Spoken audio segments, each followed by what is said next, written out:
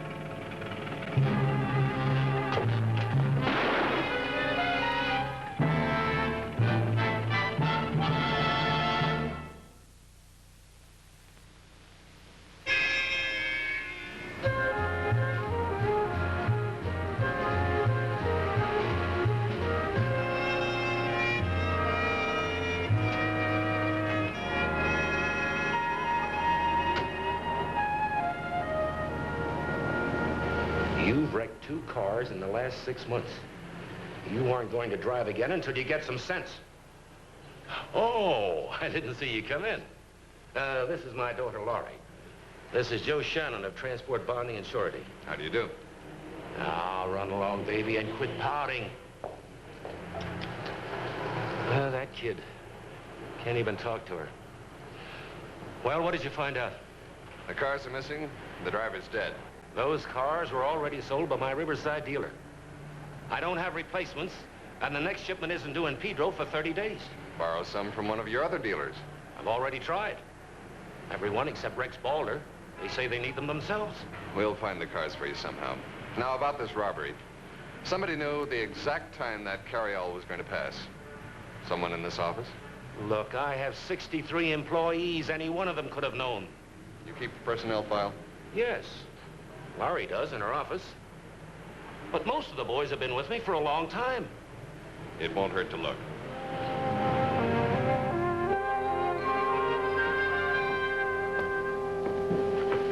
Oh, Mr. Shannon, can I help you? Yes, I'd like to see your personnel files, please. This is Barry Fritz, parts room boy. Mr. Shannon is investigating the robbery. He's from the TBS.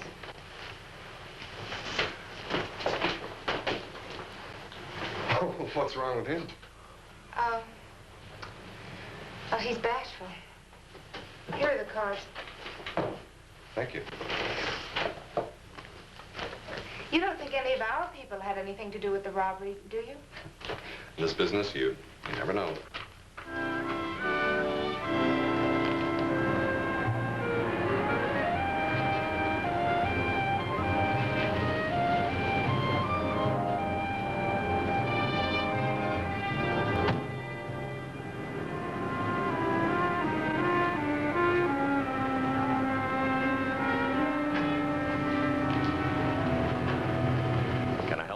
I'm Joe Shannon, Transport Bonding and Surety. Hello, Rex Calder. I understand from Perfect Finance Company they gave you floor plan loans on 8 cars. Anything wrong with that? A client of ours had 5 cars stolen last night. He'd like to replace them today. Frank Millard. You mustn't read the newspapers. I'll give you 10% above wholesale for them. The answer's no. I don't want any part of Frank Millard.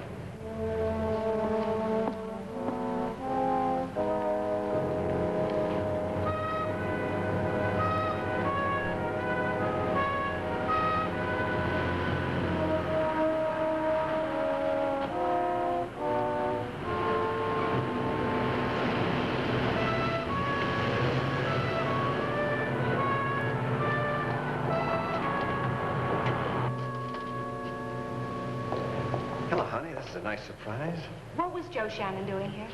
He wanted to buy some cars for your father. Oh, we need them for delivery. Well, your father's not going to get them from me. I wouldn't sell him a tire iron. I don't blame you. But it would make it easier for you and me if you helped him with those cars. I won't buy his friendship. I guess you're right. Can I borrow a car? I have to go to Pasadena, and he still won't let me drive.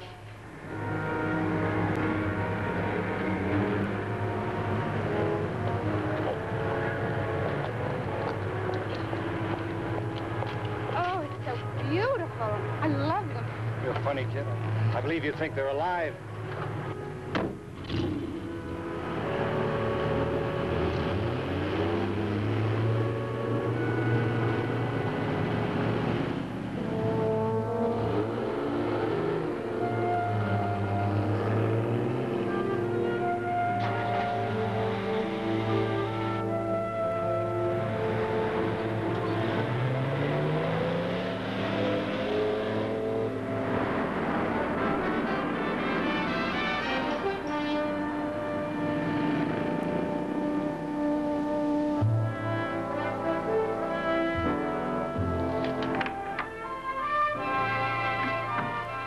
My plane was an hour late getting in from Denver.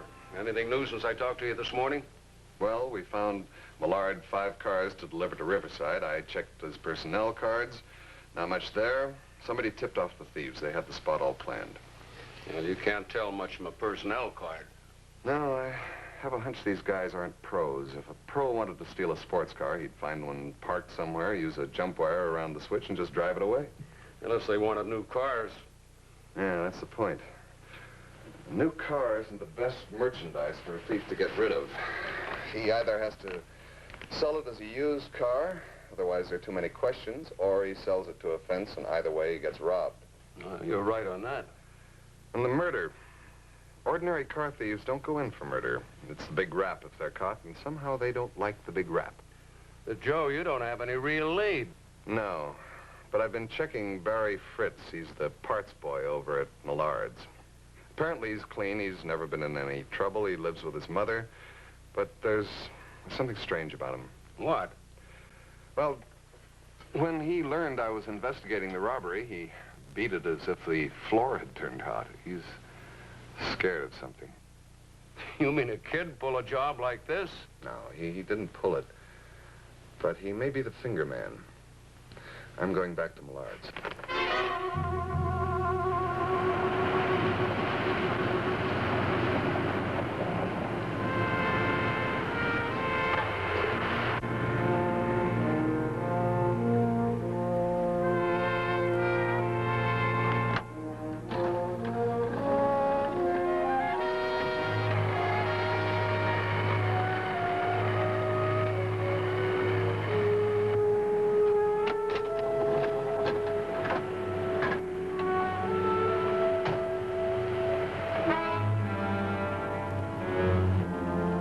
Thank you very much. Your car will be there in the morning. Say, I can't thank you enough.